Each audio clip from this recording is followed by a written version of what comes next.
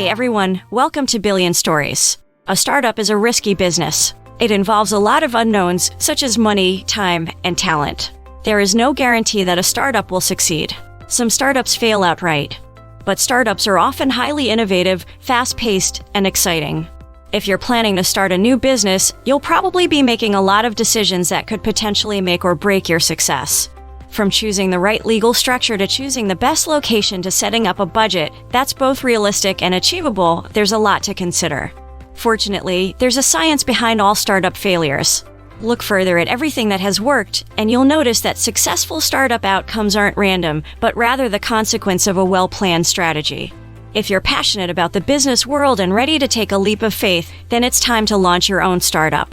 But before you do, here are the 4 best pieces of advice from Elon Musk and Jeff Bezos to the new startup owners that ensure your startup doesn't fail. Let's get started. Number 1. Define your vision. In a startup, the most important thing is having a solid vision for the business. It's really easy to get lost in the sea of uncertainty and have no direction in sight. You'll also need a good team to help guide you. But the most important part is to define your vision. Have a clear picture of what you want to achieve and why. Don't get sidetracked by the daily tasks. They will inevitably fill up your time, but not with a vision. You're building something new, and that requires passion and belief. The more passionate you are about your vision, the better. Make sure you have a clear vision, and you can achieve it no matter how big or small it is. Elon Musk was able to build a billion-dollar empire in the financial services, automotive, energy, and aerospace industries using this strategy. Bring things back to their fundamental truths and reason from there, Musk says. Before you get into the leaves, understand the trunk and big branches or there will be nothing for them to hang on to. You may be working for a big company now, but your vision will carry you far. It will be a constant reminder of the end goal. So, remember to define your vision and stick to it. It will serve you well as you head toward your goals. Your vision will be an ongoing reminder of the end goal. Your vision will drive you to work hard and accomplish your goals. You will not give up because you set clear and defined goals. When you work hard, you will have a sense of accomplishment that will inspire others to work hard. Number 2. Sequence your process. Create a target-based program of goals, hire this type of person, set up a client dashboard, test the sales pitch, and list these tasks in the order they must be completed. Define your processes in detail and be clear about the steps necessary to avoid deviation. There are several elements of your business plan that will require your constant attention. In the next few weeks, you will likely find that your schedule will be filled with meetings with customers, suppliers, and new business partners. You will also need to set goals for your company, develop your marketing strategy, hire and manage employees, and find ways to generate income. But you don't have to do all this at once. Instead, you can take it in a step-by-step approach. For example, you can begin by setting goals for your first 6 months and then progress to the second half of your business plan. Once you have completed the entire first year of your plan, you can proceed to the next section. This is a sequential approach to planning, and it ensures that your efforts are balanced and that you don't put all your eggs into one basket. Writing down our goals helps us keep them fresh in our minds, identify areas for improvement, and break them down into measurable milestones. The billionaire Richard Branson swears by taking notes and encourages his Virgin employees to do the same.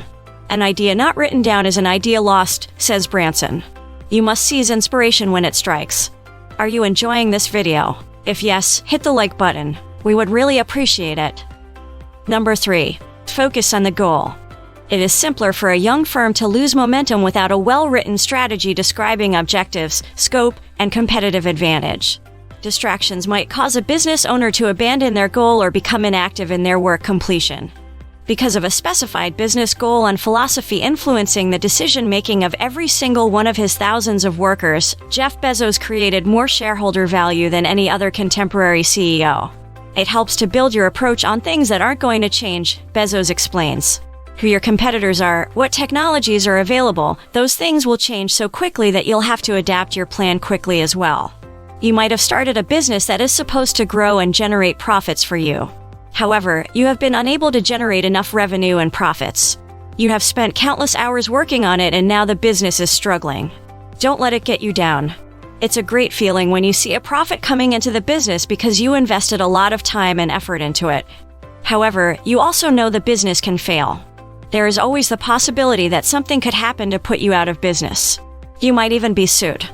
Even if none of that happens, you might still fail if you don't do something different with the business. You need to learn to focus on the end result. Focus on the goal. Make sure you spend as much time as possible making sure that the business will succeed. As a business owner, your success is dependent on the revenue coming in. If the revenue is not there, it could spell disaster for your business. If you are constantly focused on generating more revenue and profits, you will be able to take care of everything else. The most important thing to remember is to focus on the goal and do everything you can to ensure you reach it. You have a business idea or a product that you want to build. There is nothing wrong with that. But what if there were 100 other people with the same idea? Or 1,000 others? The problem with that is the competition for your attention and time. The solution is to focus on the end goal, not the means of getting there. It is easier to focus on the end result. For example, if your business is about building websites, focus on the end goal, building websites. Then you can figure out what the best way to build websites is. If you have a specific idea of what you want to accomplish with your website, it will be much easier to set a schedule to get there. Number 4. Don't rush to scale. Airbnb now hosts over 150 million guests in over 65,000 cities, but only because its founders recognized that to scale, they needed to do things that don't scale.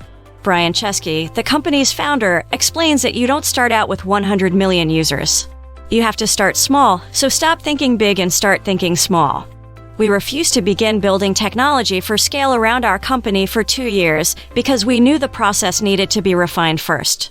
Launching an expensive campaign without first laying the groundwork and testing it increases the risk for a new startup with an already low survival rate than sticking to the goals outlined in the vision.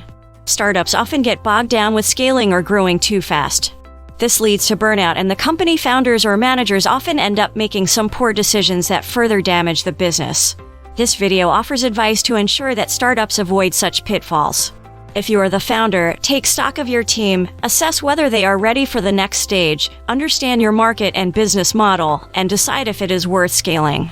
If you are a manager, don't assume that more people or resources will solve problems that are not solved by your current team. It's easy to think that your job is to make sure everything runs smoothly and you should only worry about the day-to-day operations, but it is not your job to be a cheerleader for your team. When you step in, you must help your team grow and learn and teach them how to work. You cannot run a successful startup if you are busy with day-to-day operations. This will only lead to failure. I hope you found this video useful and informative. Please give us a thumbs up and be sure to subscribe because more incredible content is on the way. Thanks for watching.